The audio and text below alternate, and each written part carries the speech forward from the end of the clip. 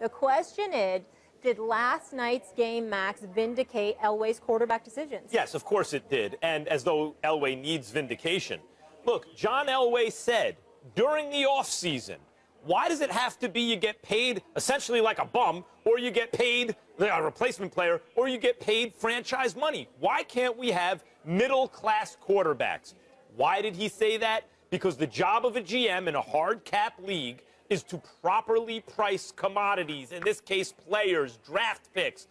So he looks at it and goes, I'm not paying that guy franchise money. I mean, after the fact, they claim that they were offered similar money by Denver, but notice that's not what happened. He signed away.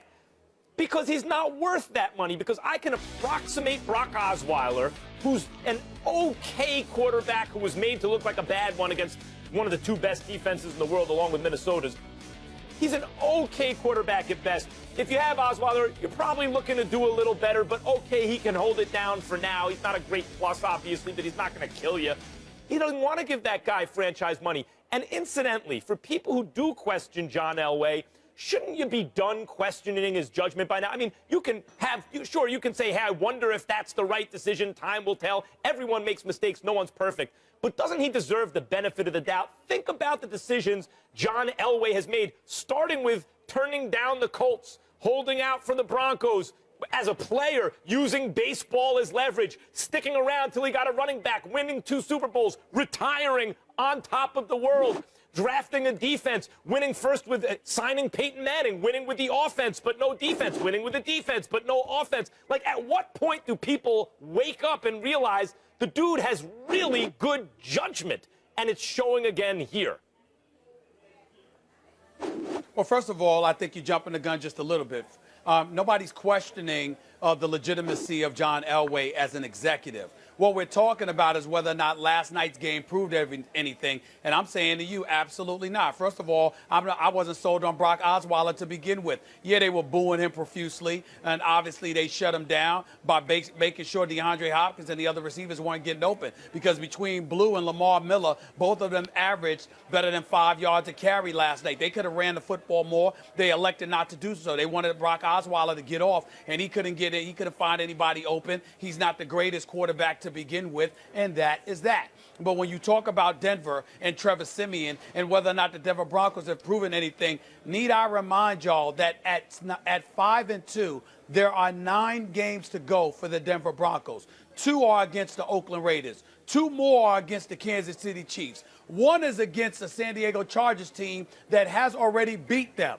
All right? That's 5 games. Another 6th is against the New England Patriots. And then you look on the rest of the schedule, there's 2 gimmies, albeit on the road against Jacksonville and Tennessee potentially. And, of course, there's a game against Drew Brees. And New Orleans has no defense. They might as well be called the Aints instead of the Saints. We understand that. But in the end, what it comes down to is that you're talking about 6 legitimately or potentially 7 games where we're going to see what Trevor Siemian is made of. We know what Emmanuel Sanders and Demaryius Thomas can do. We know what C.J. Anderson and this kid Devontae Booker can do in the backfield, because they've been doing it, and we know they're tried and proven. The offensive line is a bit suspect at times, but they've been better this year. But in terms of Trevor Siemian and what he's going to be able to bring to the table, a legitimate argument can be made that the jury is still out. And until I see him against division rivals and how he performs under that duress, then I will pass judgment. Until that moment in time, I'm not sold on him. Let me just tell you what's going to happen. They're going to win double-digit games. They will make the playoffs. Trevor Siemian will be their quarterback. Now, will they win the Super Bowl? Probably not, because even the best team in football doesn't necessarily win the Super Bowl in a given season.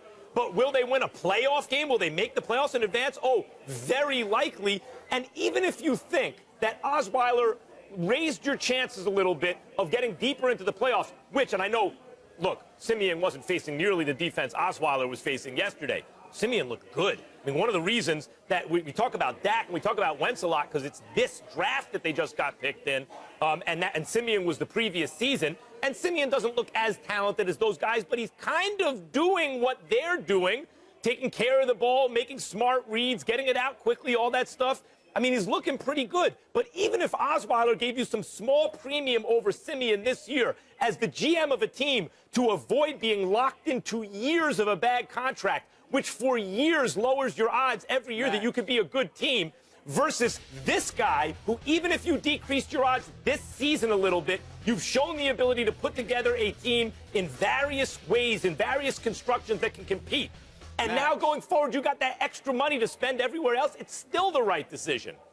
Max, just because you're a beautiful orator and you sound like you make sense doesn't make your argument that more poignant, well, because it how. doesn't. Here's the reality. Because Elway hasn't had to do anything this offseason. You lost Danny Trevathan. You lost Malik Jackson. Outside of that, your team is intact. All you had to do was replace a guy who looked like he aged in dog years in Peyton Manning last year. He should have been doing the commercials the year before. They won the Super Bowl in spite of Peyton Manning, not because of him, because he was a shell of himself. No disrespect, because he's one of the greatest quarterbacks to have ever lived. But last year, he wasn't that dude. Trevor Siemian right now is better than what we saw from Peyton Manning last year, which ain't saying much, because Peyton Manning, health-wise, had regressed that much. So what do you act like Elway went into the offseason and just overhauled his roster? What he did was he changed from a quarterback who had clearly aged and was far beyond his prime and needed to go for a guy in Trevor Siemian who actually is young,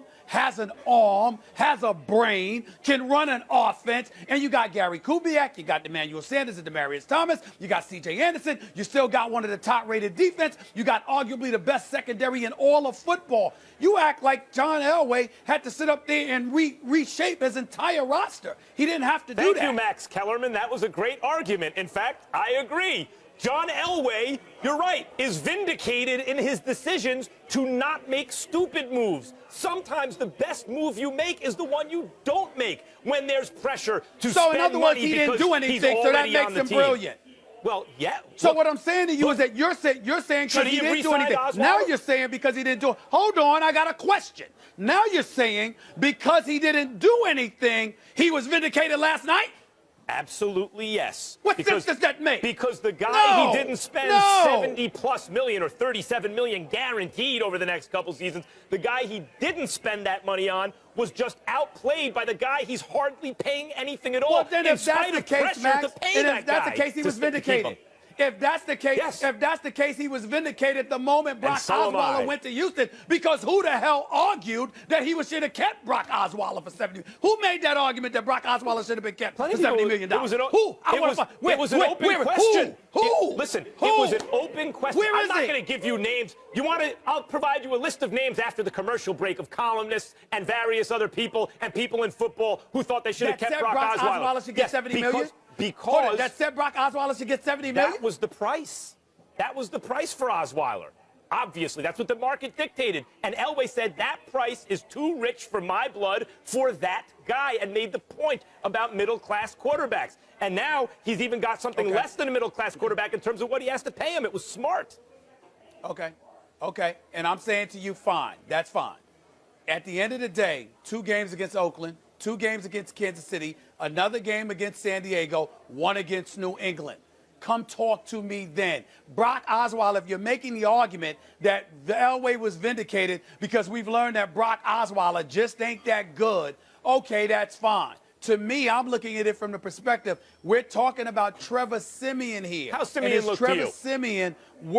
Is Trevor Siemian worth what we think he is? All I'm saying is it's possible that he is, but I need to see him against AFC West divisional foes before I come to that conclusion. This is the crux of the argument. The Broncos are at a very high leverage moment in their history, which makes Elway's job much more difficult than you're describing, because even though he didn't want to have to pay the extra premium for Osweiler, if they did think that it gave them a better chance to win because he's more experienced, he's been in the system, he just was on a team that won the Super Bowl, even if he didn't play in the Super Bowl, all that stuff, at that moment in time, that's when you maybe have to pay for that moment of leverage. Like, we can actually make a run at another Super Bowl or two right now. And instead, he chose discretion. He chose, I'm not going to spend the money. I'm going to trust our process and our team building. And I'm going to roll the dice with Siemian. And right now, it looks like a good decision. He did not have to.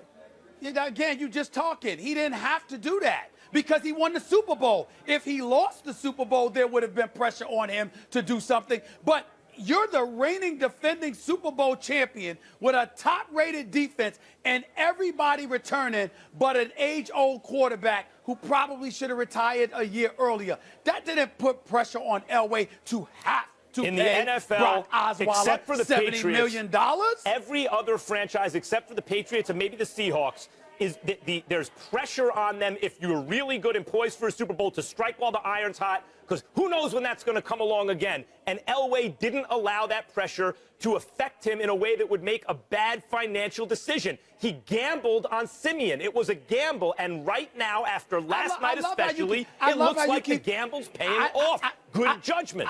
I love how you keep regurgitating your same point as if somebody didn't hear you. I heard you loud and clear. Apparently I disagree. The pieces in place, he had his whole team in place other than a quarterback who should have retired. You don't have any pressure to pay your unproven quarterback that had 5 or 7 starts and all of a sudden he deserves $70 million when you're the reigning defending Super Bowl champions. If anything, he should have been privileged to sit up there and stay with you. He probably didn't stay because he wanted to go to a tax-free state. He didn't want to pay those taxes. No state income tax in Texas. That's probably why he decided to leave. All right, let's leave it there.